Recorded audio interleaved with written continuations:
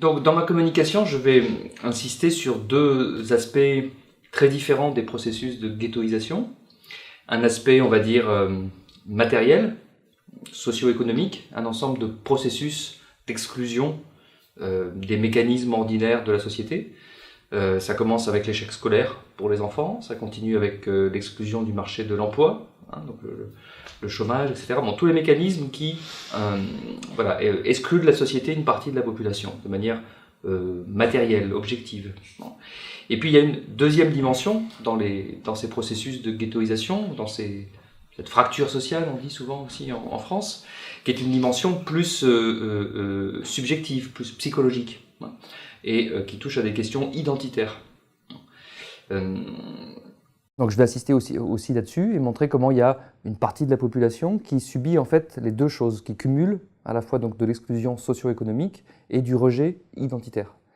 Et comment ce double mécanisme, au fond, est la base pour comprendre les violences de type collectif, qu'on appelle parfois les émeutes en particulier. Donc je vais expliquer assez longuement. Et puis, dans ma conclusion, j'essaierai d'expliquer les différences entre plusieurs formes de violence, pourquoi il ne faut pas confondre ce type de violence collective, les émeutes, qui ont une signification particulière, qui sont une forme de contestation politique basique, on pourrait dire. J'expliquerai pourquoi. Et il ne faut pas le confondre avec les formes ordinaires de délinquance des jeunes, ni avec aujourd'hui les formes de dérives radicalisées ou terroristes, qui sont encore autre chose. C'est clair que l'école, c'est le premier maillon faible des capacités d'intégration de l'État.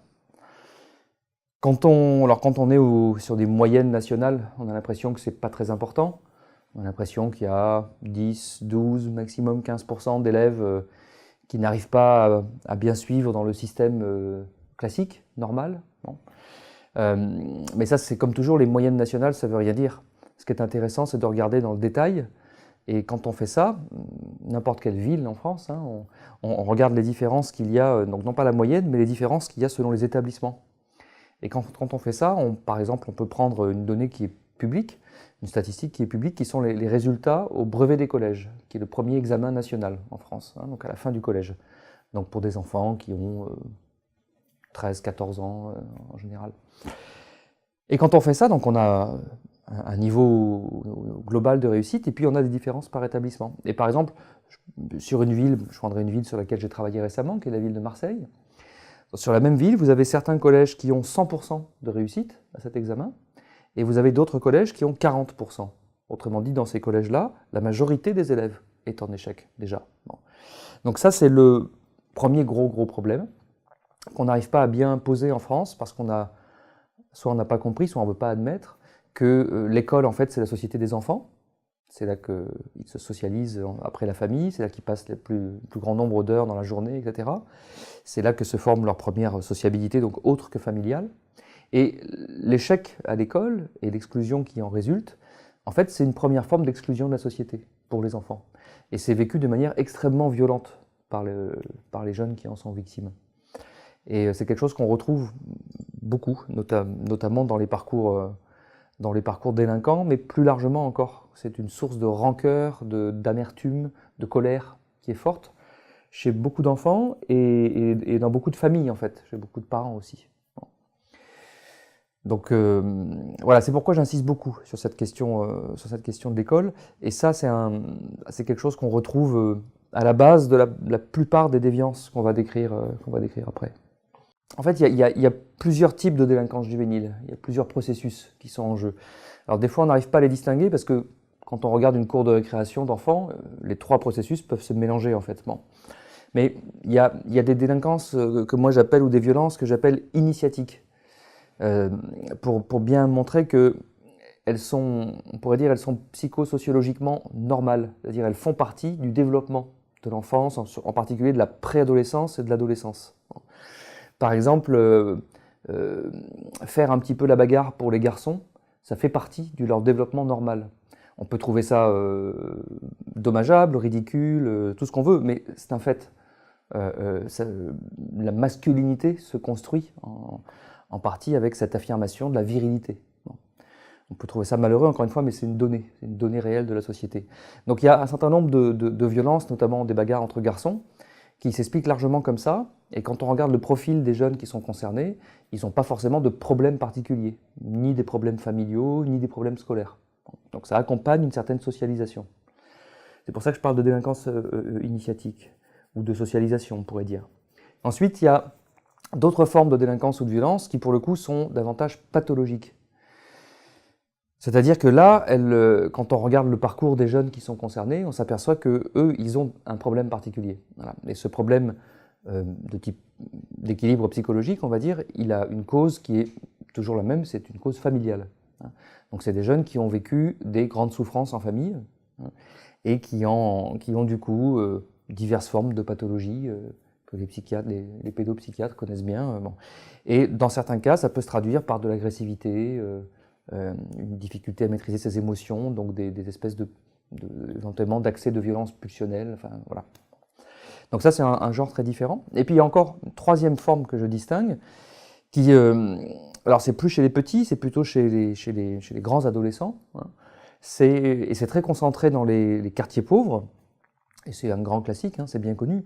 C'est les phénomènes de violence le plus souvent en petits groupes, hein, ou en bande, comme on dit des fois, qui peuvent exister donc chez des adolescents plus âgés, qui sont en grande difficulté scolaire, ou en échec même scolaire, qui du coup commencent à cumuler les sanctions scolaires, qui tôt ou tard vont se retrouver à traîner dans la rue. Et dans la rue, ils vont rencontrer d'autres jeunes qui sont dans la même situation, qui sont du même quartier, et c'est ça qui peut former une bande, comme on dit. C'est juste des jeunes qui se connaissent depuis qu'ils sont petits, qui ont grandi en gros dans le même quartier, et qui sont dans la même situation d'échec. Et une partie d'entre eux va commencer à faire des bêtises de plus en plus graves et s'organiser pour faire de la délinquance. Donc ce sont des choses très très différentes qui sont concentrées, on va dire, entre la préadolescence, c'est-à-dire vers 11-12 ans, hein, et puis le milieu de l'adolescence, 16-17 ans. Après, il y a une petite partie qui devient vraiment délinquant professionnel, mais c'est une toute petite partie. Ça peut arriver que les bandes développent une petite identité locale. Hein. C'est souvent lié au territoire. Ça peut être le nom ou le surnom du territoire. C'est des choses classiques. Hein. La sociologie des gangs, elle a commencé à Chicago University dans les années 1920, donc c'est des grands classiques. Hein. Donc oui, ça peut arriver, mais c'est souvent quand même un petit peu superficiel, c'est-à-dire on a parfois tendance à fantasmer la cohésion des bandes. Hein. En réalité, les bandes, c'est souvent, a fortiori dans la société du XXIe siècle, hein, c'est souvent plus individualiste, ça peut être violent à l'intérieur, c'est pas forcément une grande bande de copains qui sont solidaires dans toutes les situations, tout ça. C'est souvent un peu plus compliqué. Par ailleurs, la question de l'identité délinquante, elle se pose aussi au niveau individuel, pas forcément seulement au niveau de la bande.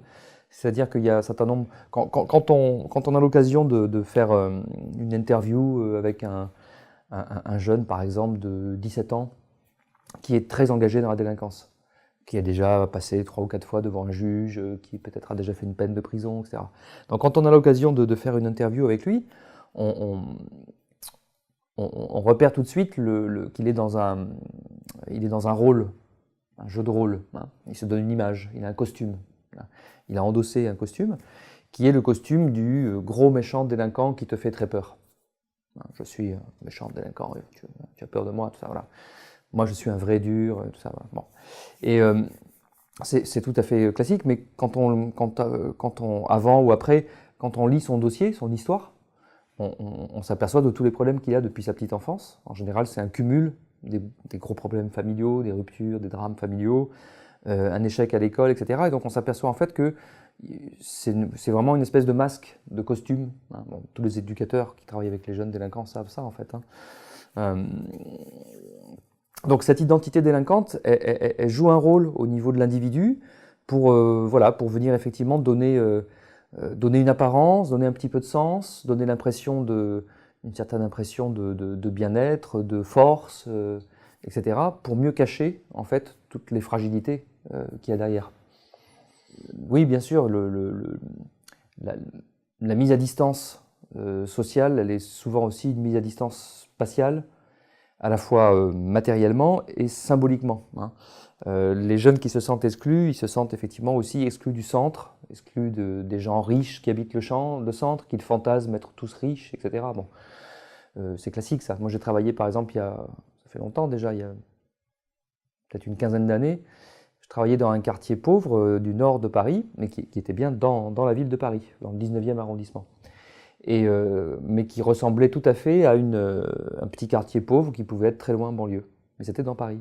Et les jeunes qui habitaient ce quartier pensaient comme s'ils étaient en dehors de Paris. Et quand ils sortaient de leur quartier, ils disaient on va à Paris, on va aller. Bon, voilà. Ils avaient vraiment le sentiment d'être complètement dehors. Bon, donc ça fait partie bien sûr de ces mécanismes de mise à l'écart, la mise à l'écart spatiale. Et en plus, il y a des cas où c'est évidemment beaucoup plus visible dans l'espace. J'ai beaucoup d'autres exemples qui viennent dans l'esprit. J'en ai un par exemple, oui, d'un quartier qui était vraiment physiquement totalement en dehors du reste de la ville, qui était coupé par une ligne de chemin de fer, qui était entouré de murs depuis le début, mais comme si on avait construit, je ne sais pas, vous savez, le mur entre Israël et Palestine, ou quelque chose comme ça, quoi, hein, ou la frontière États-Unis-Mexique, voilà, vraiment un mur autour. Donc les gens avaient vraiment le sentiment d'être presque en prison quelque part, quoi, hein, voilà. En tout cas, vraiment que tous les autres voulaient les mettre le plus loin possible. Donc évidemment, ça renforce encore plus. Dans cette ville, par exemple, c'est aussi là que j'ai observé les mécanismes de discrimination les plus forts dans les enquêtes. C'est là que les habitants déclaraient le plus être victimes de discrimination. Donc, c'est une des dimensions. On voit que c'est lié, voilà. Mais je dirais que c'est pas la principale. Voilà. La principale, à mon sens, ce qui coupe le plus du reste de la société, c'est quand même d'abord la question scolaire et la question professionnelle. Mais dans certaines situations, on a tout qui se cumule. On a donc l'exclusion scolaire, l'exclusion socio-économique et la relégation spatiale. Donc l'impression qu'on est en plus vraiment rejeté par les autres. Donc tout ça se cumule, et puis par-dessus, mais il y a donc ce qu'on disait tout à l'heure, à savoir la dimension vraiment subjective du sentiment d'être rejeté. Et ce sentiment-là, je considère qu'il se renforce au fil des années en France. Autrefois, il était plus violent autrefois, je pense, mais plus limité. C'était le vieux racisme, le vieux racisme anti-maghrébin qu'il y a eu en France beaucoup après la guerre d'Algérie. Aujourd'hui, c'est plus tellement ça. Les sondages d'opinion généraux montrent que le racisme dur, on va dire, qui vise comme ça une communauté en particulier, que ce soit l'antisémitisme ou le racisme anti-maghrébin, il est plutôt en déclin, en tendance. Par contre, il y a des formes plus générales qui, elles, sont plutôt en augmentation. Et concernant les habitants des quartiers populaires, c'est plutôt l'islamophobie, on dirait aujourd'hui, qui est vraiment de plus en plus forte, et qui est vécue par les habitants comme au même titre que le racisme était vécu par les parents. Aujourd'hui, les jeunes, ils vivent ça également comme une forme de racisme, en tout cas comme une forme de rejet, un rejet de type identitaire. Et ça fabrique un espèce de cercle vicieux, c'est-à-dire que, ça aussi c'est un vieux classique de la sociologie, quand on stigmatise quelqu'un, au bout d'un moment, pour se défendre, il peut vous renvoyer votre stigmate, vous stigmatiser lui aussi. Donc le racisme engendre le contre-racisme. Je suis blanc et je suis raciste parce que tu es noir, et au bout d'un moment, le noir risque de devenir aussi raciste envers le blanc. Bon, ouais, donc ces processus de stigmatisation et contre-stigmatisation, c'est tout à fait classique, et ça évidemment on l'observe aussi. Et donc une des choses sur lesquelles je terminerai sans doute mon intervention demain, c'est justement sur ces cercles vicieux qui se renforcent les uns les autres, et sur la nécessité, si on veut en sortir, de faire vraiment des ruptures très fortes, qui sont bien sûr des ruptures de type économique, mais aussi des ruptures de type symbolique. La discrimination, ça provient du fait que dans les représentations sociales ordinaires et majoritaires dans une société, il y a l'assimilation d'un certain groupe humain avec certains types de comportements. Le vieux racisme anti-maghrébin assimilait les maghrébins à des gens qui sont foncièrement malhonnêtes, voleurs, violents, etc. De même aujourd'hui, donc ce racisme-là est très en régression. Par contre, il y a une islamophobie qui s'est très fortement développée et qui reprend une partie de ces thèmes-là. C'est-à-dire on s'imagine que les gens qui sont musulmans sont forcément violents avec les femmes, par exemple. Donc c'est ça le mécanisme hein, du racisme au sens large. C'est le fait de considérer qu'a priori, qu'un groupe humain est forcément porteur de certaines caractéristiques comportementales, psychologiques et comportementales. Voilà. Et ça, c'est quelque chose qui est toujours... De la même manière que le racisme anti-juif qu'on va trouver dans certains milieux sociaux, c'est l'idée que les juifs sont forcément riches, par exemple. Voilà. On associe un groupe humain avec une caractéristique comportementale. C'est ça la base du racisme, qui conduit donc à déshumaniser les personnes, les individus, pour les ramener aux stéréotypes qu'on a collés sur le groupe. Donc ces mécanismes-là, ils sont toujours très très forts en France, et bien sûr, ils produisent de la discrimination. Dans les enquêtes, on voit qu'une des principales formes de discrimination qui découlent de l'islamophobie, c'est des discriminations qui touchent les femmes qui portent un foulard sur les cheveux. Et c'est des discriminations de tout type. Alors ça va du